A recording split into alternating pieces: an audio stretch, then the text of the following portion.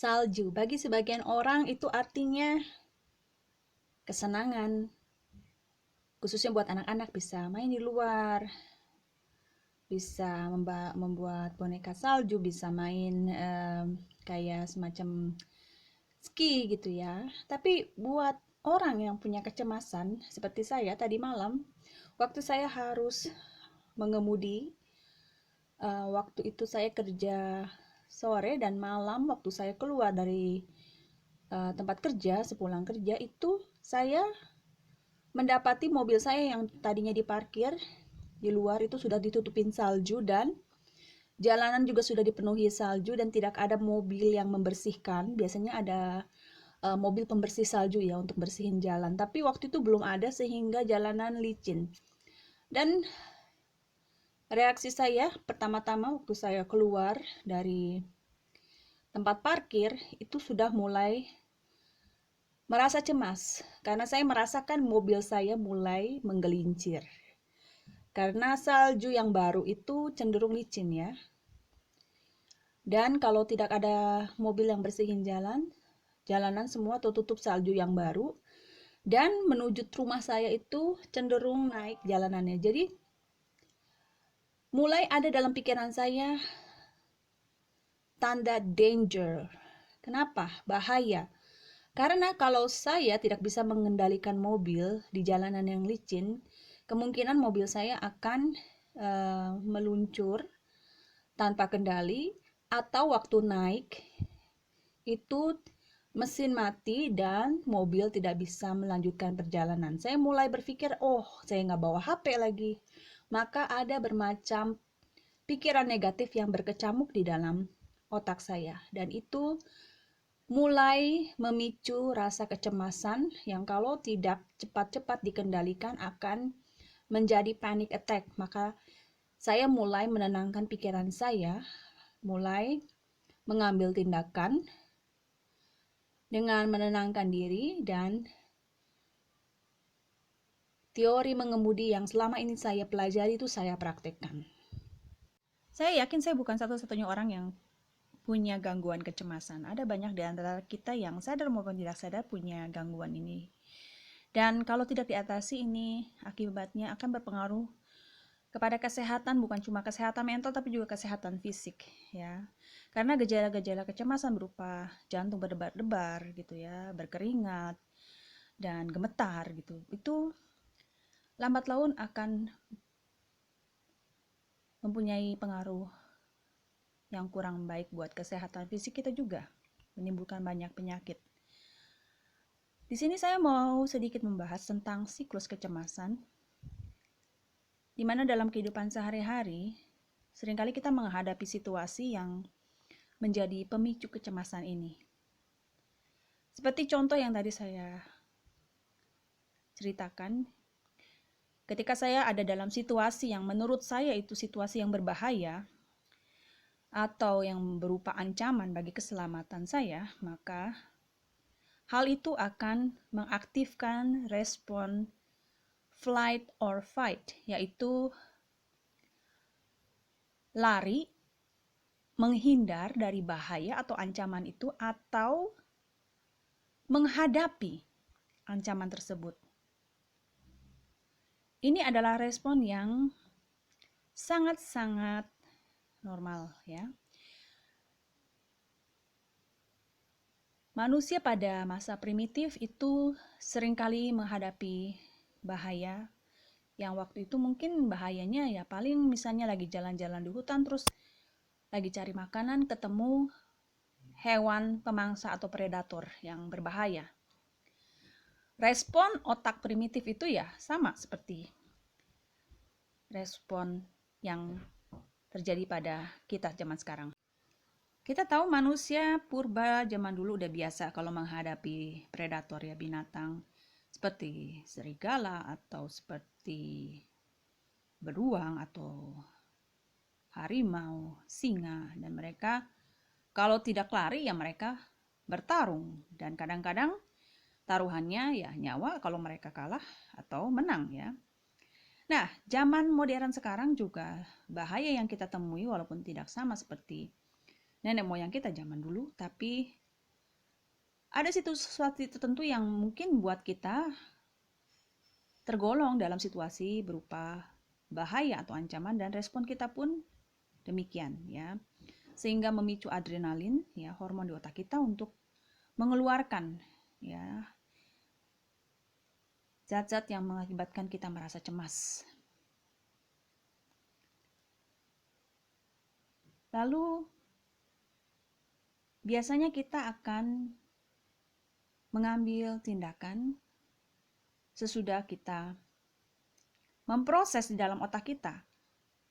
Kadang-kadang kita melihat dunia ini berdasarkan persepsi atau cara pandang kita yang banyak dipengaruhi oleh bagaimana kita terlatih sejak kecil. Orang yang dari kecil terlatih melihat segala situasi sebagai ancaman atau bahaya, mungkin dikarenakan dia dibesarkan di dalam keluarga yang kurang rasa aman, ya mungkin orang tua kurang menjadi tempat untuk dia berlindung, atau mungkin dia mengalami banyak sekali trauma di masa kecilnya yang mengakibatkan dia merasa takut, ya sehingga segala situasi itu dia selalu menerjemahkan sebagai ancaman atau bahaya. Karena dia sudah terlatih sejak kecil untuk memiliki emosi negatif ini. Tetapi kita bisa belajar untuk mengubah cara pandang kita, cara pikir kita terhadap bahaya yang saat itu sedang kita hadapi. Kita bisa bertanya apakah ini sungguh-sungguh bahaya atau sekedar persepsi atau tanggapan kita saja. Buat sebagian orang, mengemudi atau mengendarai kendaraan itu sesuatu yang biasa saja, bukan sesuatu yang berbahaya. Tetapi bagi saya itu adalah salah satu pemicu kecemasan karena saya menganggap itu sebagai kegiatan yang berbahaya. Saya menganggap mengemudi itu memiliki banyak resiko yang mengancam, yang betul ya, kadang-kadang orang mengalami kecelakaan dan bisa berakibat fatal. Tetapi tidak semua orang memproses mengendarai kendaraan sebagai sesuatu yang berbahaya. Karena itu tidak semua orang merasa takut untuk mengemudi atau memiliki kecemasan ketika mengendarai kendaraan. Saya mulai bertanya-tanya, apakah itu sekedar persepsi saya ataukah itu sungguh-sungguh bahaya? Perlu waktu cukup lama sampai saya bisa belajar bahwa tidak selalu situasi mengemudi adalah merupakan bahaya. Contoh yang saya alami tadi malam, situasi itu bisa saja sungguh-sungguh situasi yang berbahaya. Itu masuk akal, ya. Jadi ada dua, ya atau tidak, ya. Yang pertama, kalau betul seperti yang saya alami tadi malam itu, jawabannya terhadap situasi tersebut adalah ya, bahwa situasi jalanan yang licin sesudah salju baru turun memang benar adalah sesuatu yang bisa berpotensi menjadi bahaya atau ancaman untuk keselamatan mengemudi. Maka kita bisa mengambil tindakan berupa flight or fight. Misalnya, ya, kita bisa, kalau kita mau melarikan diri, kita bisa menghindar dari bahaya itu. Atau kalau kita mau menghadapinya, kita bisa mengambil tindakan seperti yang saya lakukan. Saya mengemudi dengan lebih hati-hati. Saya menghadapi ketakutan saya, kecemasan saya, dengan mengemudi lebih pelan, lebih hati-hati, dan saya mengingat-ingat teori mengemudi yang sudah saya pelajari, di mana kapan saya harus mengurangi kecepatan, kapan saya harus ngegas supaya mesin saya tidak mati, itu saya terapkan. Ya. Sesudah saya mengambil tindakan, yang saya alami adalah bahwa saya bisa melewati itu. Ketika kita bisa melewati itu, kita mulai merasa lebih percaya diri dan kita kembali merasa tenang. kembali ke dalam situasi normal. Ya, jadi ini adalah pemakaian skill atau kalau skill itu seperti keterampilan, keahlian, ya, yang bisa kita terapkan ketika kita mau menghadapi suatu tantangan. Atau kita bisa menerima bahwa itu adalah sesuatu bahaya yang harus kita hadapi. Mungkin ketika kita menghadapi itu, kita akan melepaskan adrenalin. Misalnya kita menjadi gemetar, berdebar-debar, ya.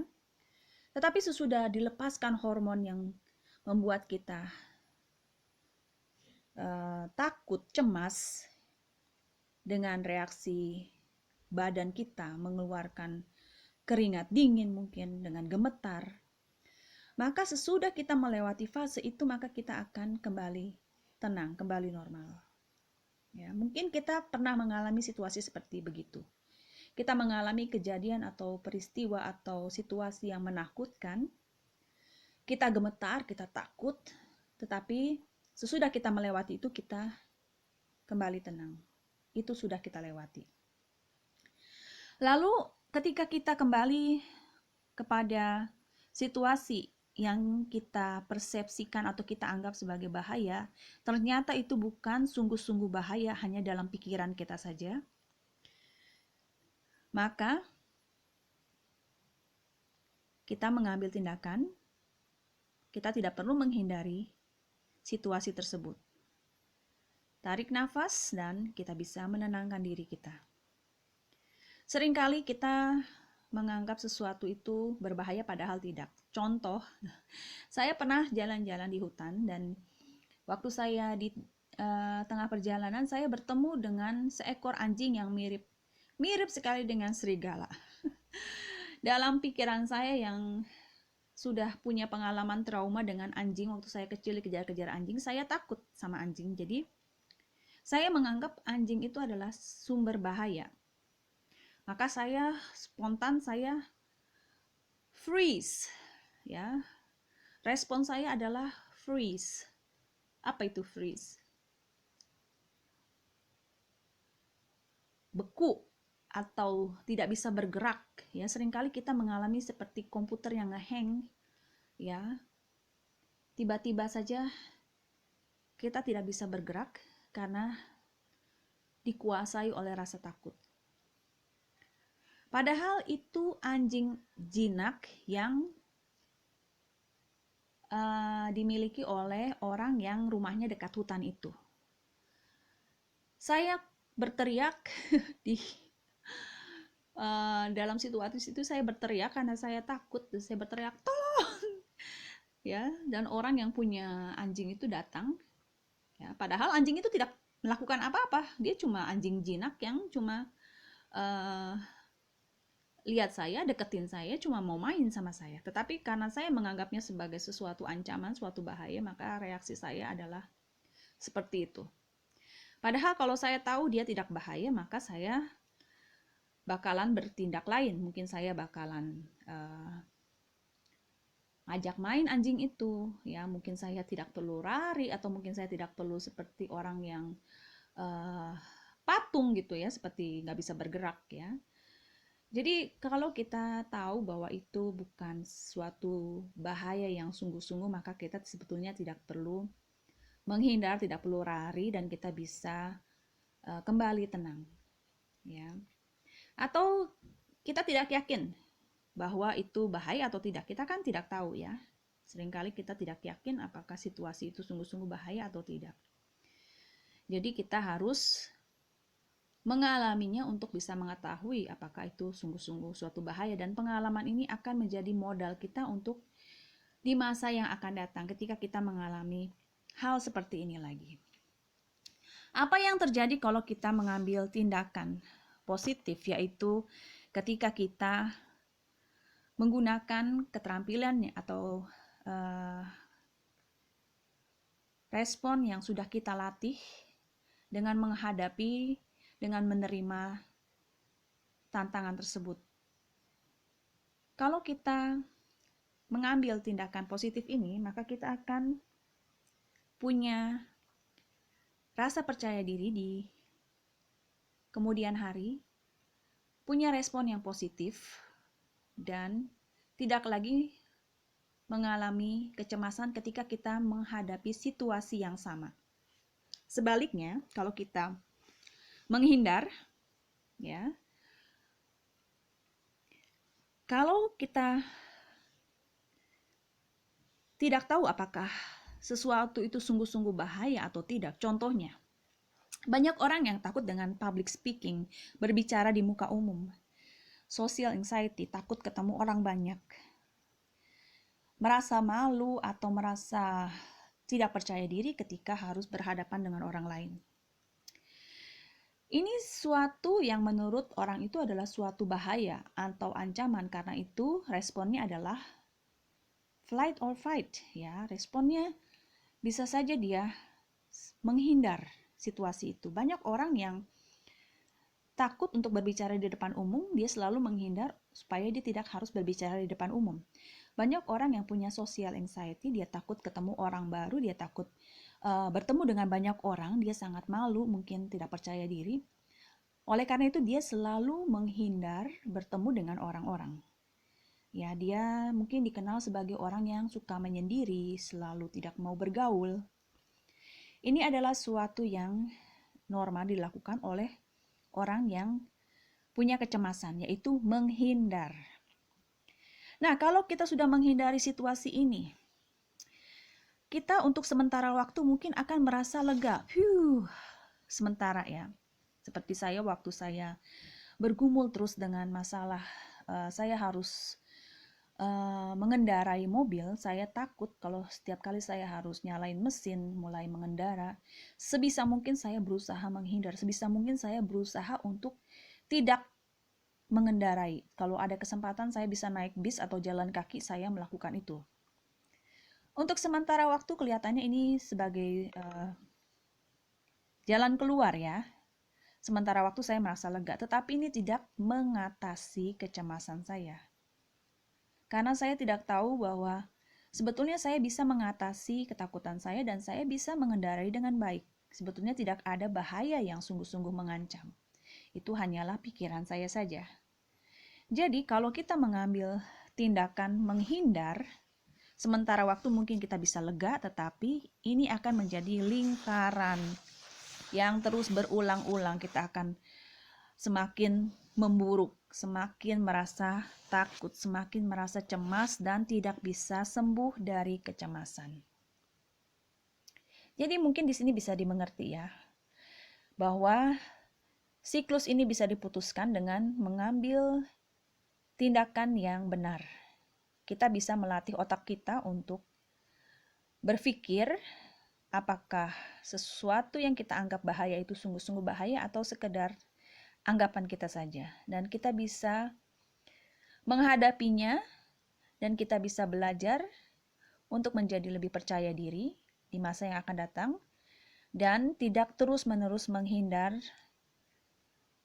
dan terus-menerus berada di dalam kecemasan. Ya, bagaimana kita memandang dunia ini mungkin dipengaruhi oleh pengalaman masa kecil kita. Tetapi kalau kita melatih pikiran kita sejak sekarang, kita tidak harus menderita terus-menerus di dalam situasi ini. Kita bisa melatih respon kita. Seperti kita melatih otot-otot tubuh kita, kita juga bisa melatih otot-otot mental kita.